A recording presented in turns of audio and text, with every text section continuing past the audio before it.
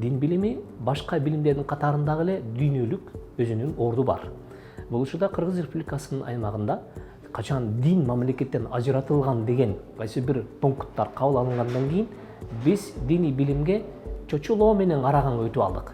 Ал эмне үчүн дин мамлекеттен ажыратылыш керек? Ал эмне үчүн мамлекеттин ичинде жашаган жарандар өзүнүн сезимин, өзүнүн туюмун, өзүнүн ишенимин мамлекеттен сырт деп караш керек. Адамдардын көз карашында бул өтө бир такталбаган орунда турат бүгүнкү күнгө чейин. Эмне үчүн? Себеби дегенде дин мамлекеттен ажыратылганда башкаруудан гана ажыратылган. Башкаруудан.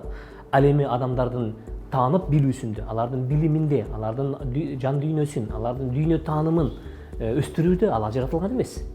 Алар башка билимге кандай укугу бар болгон болсо, башка билимди алууга кандай укугу бар болгон болсо, анда диний билимди дагы алууга эмне толук ошончолук укугу бар. Диний билим берүүнүн системасын, сапатын көтөрүш керек. Анын системасын жөнгө салыш керек.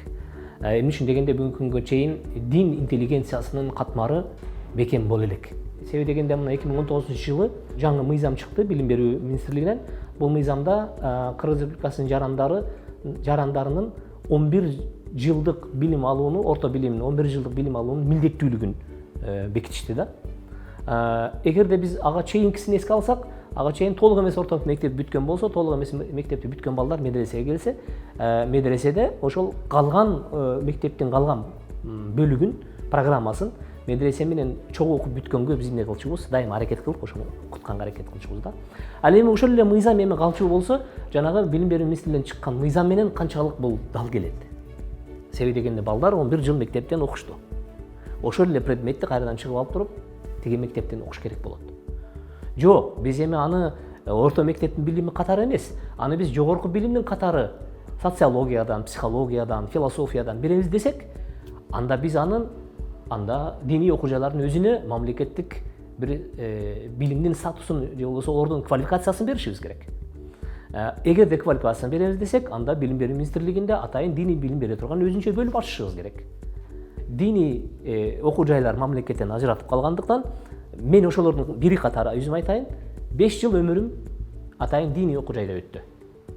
Мен алган дипломум диний чөйрөдөн башка жака эч жака жарабады. Анан мен экинчи жолу дагы 5 жыл атайын мамлекеттик окуу жайда окудум. Эгерде ар бир адамды биз 10 жыл мектепте азаптап, анан 10 жыл жогорку окуу жайда азаптап, анын өмүрүнүн 20 жылын бир гана аудиториянын ичине камасак, анда адамдардын отдачасы качан? Эң эле башкысы биз эмнени түшүнүшүбүз керек эле, билим берүүдө эмес, эмгекте эмес, ден соолукта эмес, башкарууда гана дин алмашкан. Дин мындайча мамлекеттен эмнеден ажыратылган. Мен жогору жакта айттым, билим эч качан ажыратылган эмес. Динибиздин түшүнүгүндө дагы, башка түшүнүктөрдө дагы билим эч качан эки айрым болуп кеткен эмес. Бул билим бирдей. Билим эмне дегенде адамдардын сабатын жоюу, адамдардын көз карашын көтөрүү, маданиятын көтөрүү, маалыматка жеткирүү. Мына ошолордун бардыгы кайтарымы эмне болуп келет? Кайтарымы мамлекеттин өнүгүүсүнө салым болуп келет. Маселе ушул жерде. Бул учурда биздеги диний окуу жайлардын мүмкүнчүлүгү канчага жетет дегенде, ашып кетсе 150 окуучуга чейин.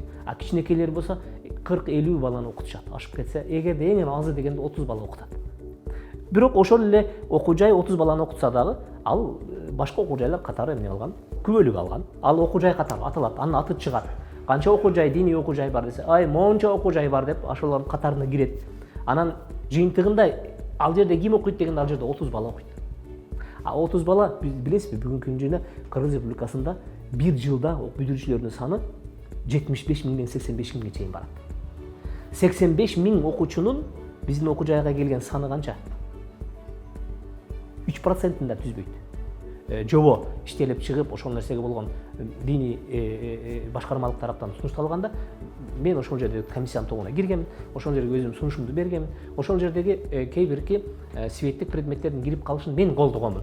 Эмне үчүн дегенде биздин жарандар диний билим алабы, же болбосо башка билим алабы, биздин чөйрөнүн көз карашына ылайык калыптанган бүтүрүүчү чыгыш керек, кадр чыгыш керек.